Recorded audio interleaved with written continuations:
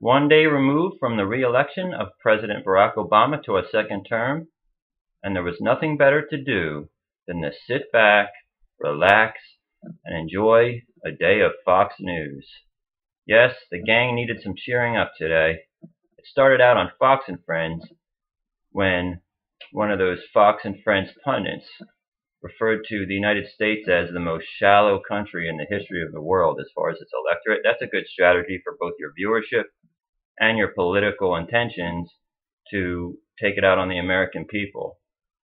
Now, Bill O'Reilly stood out as, I think, the champion of the day on Fox News with his comments.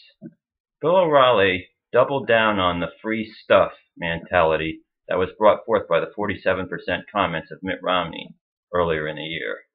He basically accused the president of offering to get stuff for people or give people stuff, and he ran on that. Well, I can't think of one single moment where Barack Obama offered anybody anything, and in fact, the facts are that Obama and Majority Leader Boehner had an agreement in which Obama was going to take stuff away, and we progressives don't like that, but he had made a grand bargain, and then Eric Cantor and the Tea Party revoked the deal. They pressured Boehner to pull back.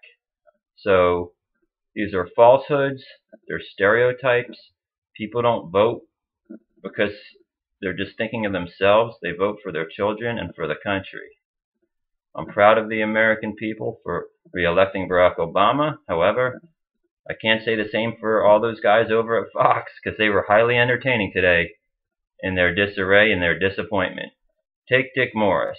Dick Morris predicted a Romney landslide. So today, what does he do? He tweets, "I predicted a Romney landslide.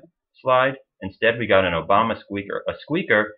Once Florida is officially announced, it's going to be 330 electoral votes to 203. That is a landslide. And it's the 2 points in the popular vote, which is more than a couple million votes separating the two. So please don't say this was a close election when Barack Obama's coattails were ridden by senators to help the Democratic Party make gains in the Senate.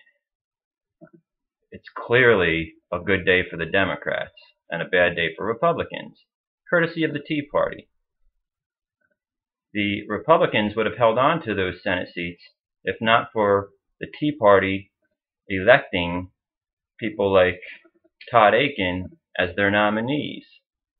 I think that the Republican Party is going to have to return to its establishment foundation and be more moderate and be more centrist if it wants to be relevant in the future.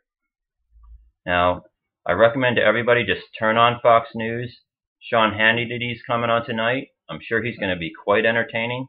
He's probably going to rehash and try to exploit the whole Libya situation as much as possible. Maybe try to push for an impeachment. Because remember when Clinton was reelected? Well, they didn't give up. They tried to impeach the guy. They wasted millions of taxpayers' dollars in doing so.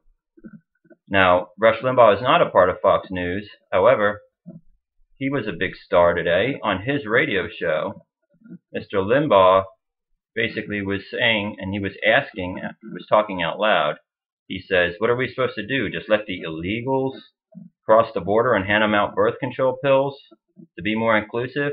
Well, that's going to help in the next election, that kind of rhetoric, I'm sure. So you don't need Jon Stewart, you don't need Stephen Colbert. For the next week, maybe 2 weeks, Fox News is all you need for the greatest entertainment in the world.